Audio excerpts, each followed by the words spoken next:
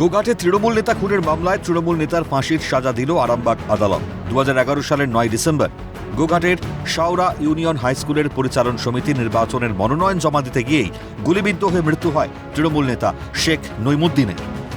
এই মামলায় 19 জনকে দোষী সাব্যস্ত করে আরামবাগ আদালত। মঙ্গলবার দোষীদের সাজা ঘোষণা করা হয়। এই ঘটনায় বলদেব পালকে ফাঁসির সাজা দিয়েছে আদালত। বাকি 18 জনের যাবজ্জীবন কারাদণ্ডের সাজা ঘোষণা করা হয়েছে। বন্দুকটা চালিয়েছিল, ফায়ারআর্মটা চালিয়েছিল, তার জন্য আমি বলেছিলাম কি আমি ডেথ সেন্টেন্স চাইবো। আজকে প্রায় 1-1.5 ঘন্টা ওর ওপরে আর্গুমেন্ট হলো, সওয়াল জবাব হলো, কেন ডেথ সেন্টেন্স হবে, কেন হবে না। আমি সেটা জজকে আমি স্যাটিসফাই করতে পেরেছি যে এই কেসটা এমনই একটা কেস যে এটা রেয়ার কেসের মধ্যে পড়ছে একজনের ক্ষেত্রে। সুতরাং আমি একজনের জন্য ফাঁসি চাইছি, আমি সবার জন্য ফাঁসি চাইছি না। এবং জজ সাহেব সেটা মঞ্জুর করেছেন। ওই একজন যে আছে বলদেব, সেই বলদেবকে ফাঁসি দিয়েছে, বাকি সকলের দিয়েছে যাবজ্জীবন এবং সেই সঙ্গে 10,000 টাকা আরও জরিমানা করেছেন। অনাদায়ে আরও 1 মাসের যাবজ্জীবন দিয়েছেন। এই ঘটনাটি ঘটেছিল 9 ডিসেম্বর 2011 সাল। স্কুল নির্বাচনকে কেন্দ্র করে সেই 9 তারিখ হচ্ছে লাস্ট ডেট ছিল। সেখানে নমিনেশন করতে গিয়েছিল শেখ নইমুদ্দিন এবং তার অনুগামীরা, আমরা সবাই গিয়েছিলাম।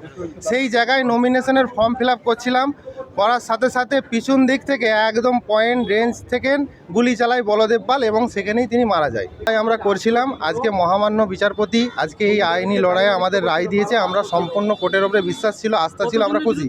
এই মামলায় মোট 30 জনের নামে অভিযোগ ছিল। বিচার চলাকালীনই 4 জনের মৃত্যু হয়। সোমবার 26 জনের মধ্যে 19 জনকে দোষী সাব্যস্ত করে আদালত।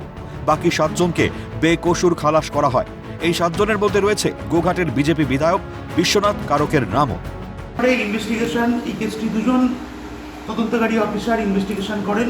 প্রথমেও ছিলেন সাব ইন্সপেক্টর সাক্ষী গোপাল ঘোষ এবং পরবর্তী দ্বিতীয় আয়োজনী ছিলেন, তিনি ছিলেন তৎকালীন ওসি গোঘাট শ্রী প্রশান্ত কুমার চ্যাটার্জি, যিনি উপস্থিত আছেন এখানে।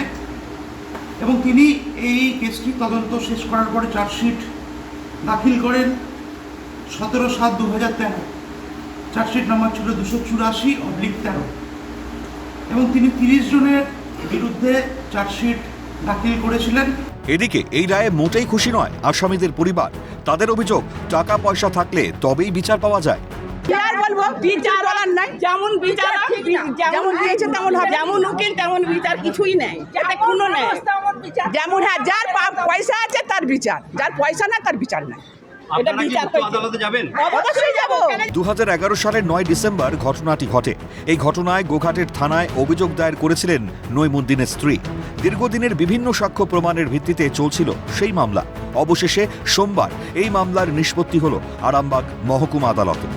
মফিজুল ইসলামের রিপোর্ট, ক্যালকাটা নিউজ।